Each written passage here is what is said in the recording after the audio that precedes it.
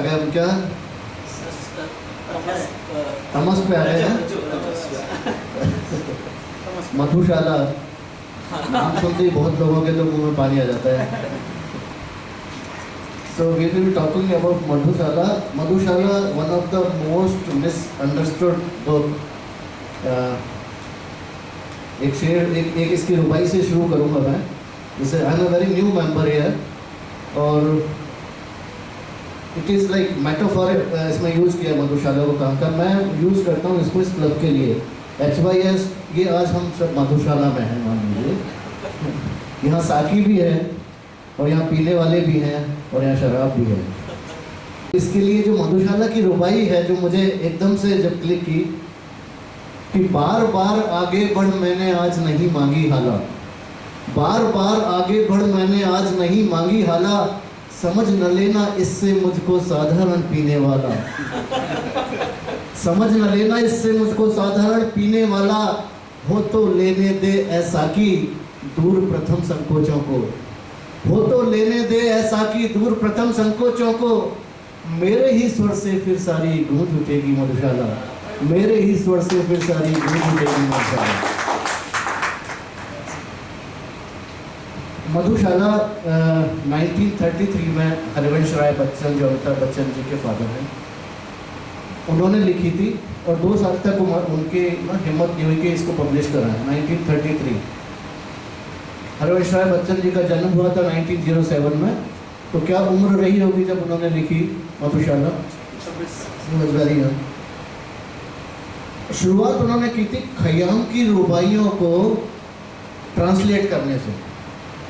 खयाम की रुबाई उर्दू से ट्रांसलेट करते और करते करते क्या उनके मन में आया कि क्यों ना हम अपनी रचना लिखें।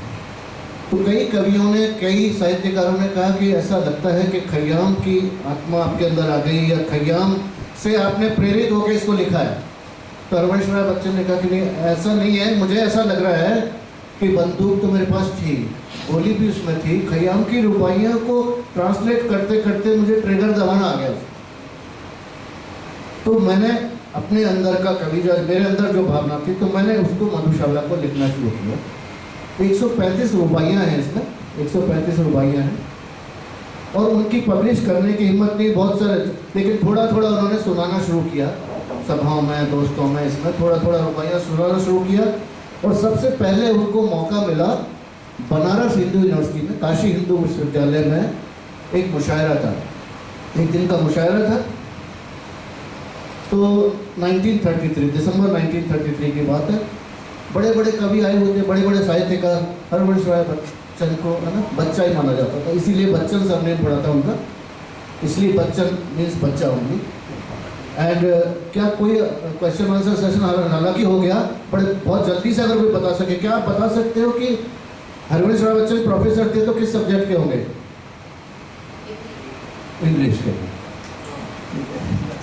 तो he was a professor of English. उन्होंने इंग्लिश पोइट्री ज़्यादा पढ़ी थी, ठीक है, लेकिन हिंदी में उन्होंने मधुशाला लिखी फिर भी। तो उस मुशायरे में बड़े बड़े शायर आए, बड़े बड़े जो आए। फिर लास्ट में चलो इस बच्चे को भी मौका दे देते हैं, उस तरह की बात होती है। आपने अगर कवि सम्मेलन देखे हों तो उसमें कहीं नए किसी कवि को प्रमोट करना है, चलो भाई 2-4 रुबाइयाँ आप भी सुना लीजिए। तो उन्होंने मधुशाला की 2-4-5 रुबाइयाँ सुनाई, और लास्ट तक कोई थोड़े बहुत ही दर्शक बचे थे, स्टूडेंट्स बचे थे या प्रोफेसर बचे थे, जिन्होंने वो रुबाइयाँ सुनी, और कवि सम्मेलन खत्म हो गया। लेकिन वो रुबाइयों का जो असर हुआ काशी हिंदू विश्वविद्यालय में, जो लोग वहाँ मौजूद थे वो रात भर उन रुबाइयों को गाते थे, और उन्होंने इतना स्प्रेड कर दिया पूरे विश्वविद्यालय में कि सुबह तक ये डिमांड आने लगी कि हम तो चूक तो गए, लेकिन एक दिन और मुशायरा होना चाहिए, और उसमें केवल मधुशाला पढ़ी जाए, ओनली मधुशाला। स्पेशल रिक्वेस्ट की गई, जो भी वहाँ के हेड रहे होंगे, प्रिंसिपल, या उन्होंने कहा भाई अगर कोई प्रोफेसर जिम्मेदारी ले लेता है तो मुझे कोई दिक्कत नहीं। प्रोफेसर ने जिम्मेदारी ली, मुशायरा हुआ, और 135 रुबाइयाँ पूरी की पूरी केवल हरिवंश राय बच्चन का कवि सम्मेलन हुआ, और उसमें जितने लोग हॉल के अंदर थे उससे दुगने बाहर थे। तो ये पॉपुलरिटी थी, इस तरह से पॉपुलर हुई मधुशाला। और फिर उन्होंने इसको पब्लिश किया 1935 में। अब हर साल में एक बार दो बार इसका एडिशन आता रहता है। करीब 68 एडिशन इसके आ चुके हैं।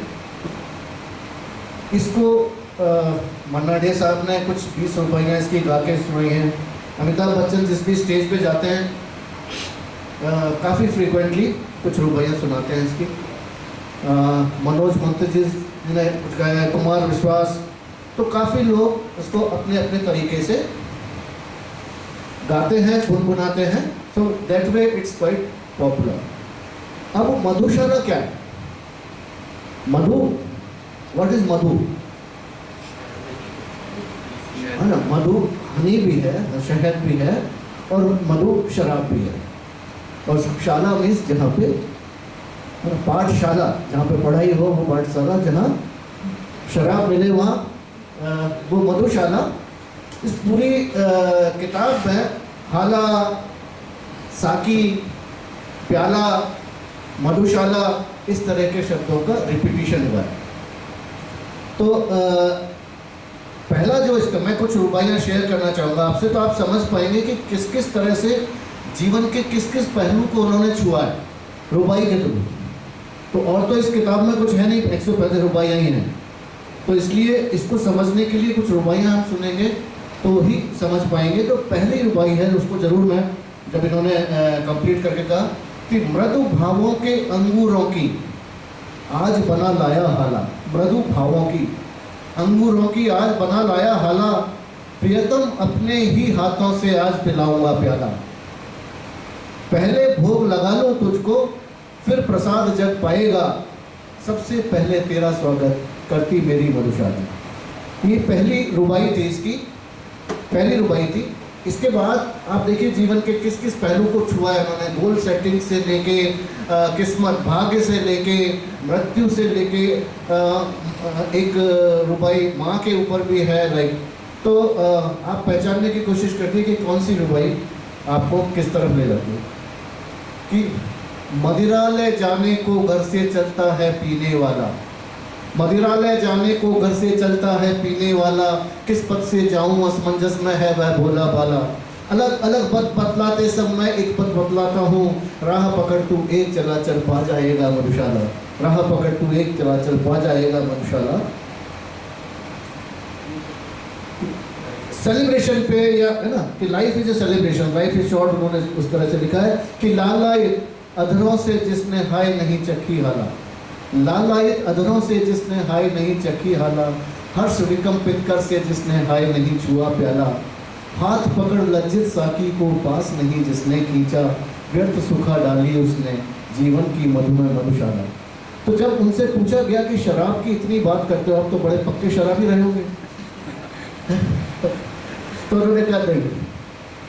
मैंने कहा अगर जो लोग जानते हैं हरवंश राय बच्चन ने शराब को छुआ नहीं था कभी, तो उस पर 135 के बाद उन्होंने 2 रुबाइयाँ, जो कि किताब का पार्ट नहीं है, लेकिन फिर उन्होंने बोला कि मैं कायस्थ कुलोद्भव मेरा, मैं कायस्थ कुलोद्भव मेरा, मेरे पुरखों ने इतना ढाला, मेरे तन के लोहू में है 75% हाला, 75%।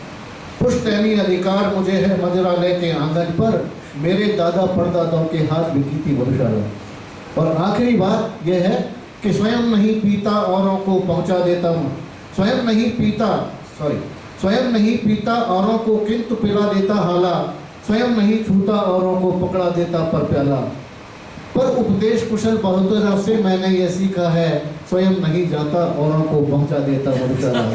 Thank you.